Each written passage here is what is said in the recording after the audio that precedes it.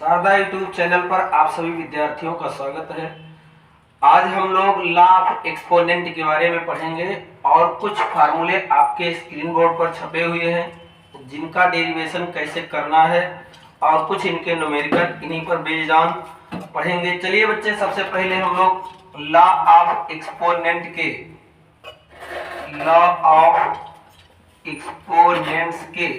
कुछ फैक्टर देख रहे हैं। बोर्ड पे पहला क्वेश्चन है, मतलब पहला फैक्टर है कि a पर पावर m और a पर पावर n अगर ऐसे लिखा है तो हम लोग क्या करते हैं। तो इसका नियम है बच्चे कि अगर बेस इक्वल है तो पावर आपस में जुड़ जाते हैं, यानी a दोनों सेम है तो इस पर पावर होगा m प्लस n, पहला नियम। इसी पर बेस्ड ऑन न्यूमेरिकल हम लोग लगाएंगे। चलिए एक इसका एग्जाम्पल भी दे दूं आपको। जैसे एक एग्जाम्पल मैंने दे दिया 2 पर पावर 3 और फिर 2 पर पावर 4, तो 2 पर पावर 3 2 पर पावर 4 बेस इक्वल है तो पावर ऐड हो जाएंगे, यानी 3 प्लस 4 यानी 2 पर पावर 7, ये इसका आंसर होगा। ये पहले का एग्जाम्पल रहा। इसके बाद में बच्चे दूसरे क्वेश्चन को भी देखा जाए। अगर a पर power m divided by a पर पावर n है तो इसको हम लोग a पर पावर m माइनस n लिखते हैं। चलिए एक एग्जाम्पल इसी पर समझते हैं। जैसे a सेम का मतलब ऐसे 3 पर पावर हमने 5 कर दिया और डिवाइडेड बाई 3 पर पावर 4 कर दिया।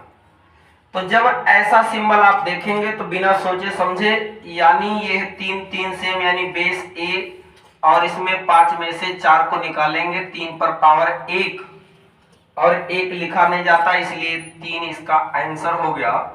इस तरीके से कॉन्सेप्ट नंबर दूसरा आपका क्लियर हो गया। तीसरे की बारी आती है। अगर a पर पावर m और ब्रैकेट के बाहर पावर फिर n लगा है तो इन दोनों का मल्टीप्लाई हो जाता, इसका मतलब a पर पावर mn हो गया।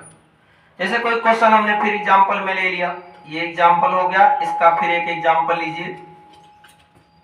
मैंने माना कि 2 पर पावर 3 और इसके बाहर हमने 4 लिख दिया, यानी बेस a पर पावर 2 और 2 पर 3 3 पर 4, तो इन दोनों का आपस में मल्टीप्लाई हो जाता है, इसका मतलब 2 पर पावर 4 3 या 12, ये आपका आंसर हो गया।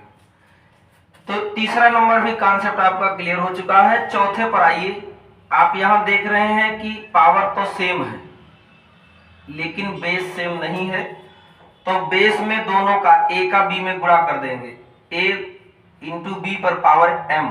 अब जैसे कोई क्वेश्चन से हम लोग चेक करें, हमने एक एग्जांपल आपको दे दिया 2 पर पावर 3 और इंटू 3 पर पावर 3, इसका मतलब ये दोनों अलग होना चाहिए, a और b आपका अलग है और पावर जो है वो सेम है।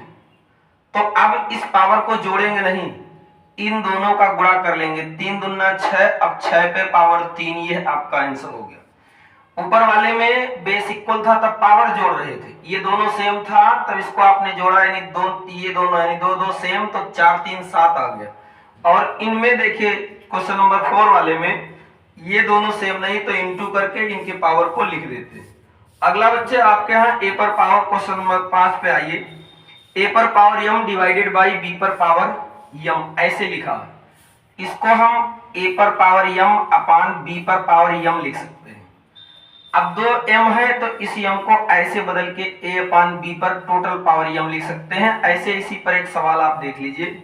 जैसे 2 पर पावर आपने 4 ले लिया और डिवाइडेड बाई 3 पर पावर फिर 4 ले लिए, क्योंकि m सेम था, इसका मतलब पावर सेम लेंगे चाहे जो डिजिट आए। इसको क्या करेंगे, 2 पर पावर 4 और बटे 3 पर पावर 4, यानी 2 पर 2 बटे 3 और टोटल पावर इन दोनों को एक बार में 4 लिख सकते हैं। इस तरीके से आपका आंसर ये होगा, गुणा कर लीजिए। और किसी भी संख्या यानी कोई भी संख्या आपने ले लिया उस पर पावर 0 है, जैसे हमने ले लिया अलजेब्रिक एक्सप्रेशन में से x पर पावर 0, तो इसका मान हमेशा 1 होगा। इस तरीके से लॉ ऑफ एक्सपोनेंट में जितने कॉन्सेप्ट रहे आप इसकी जानकारी कर लिए हैं। फिर हम एक्सरसाइज वाइज क्वेश्चन को सॉल्व करेंगे। आज के लिए इतना ही, धन्यवाद, फिर मिलेंगे।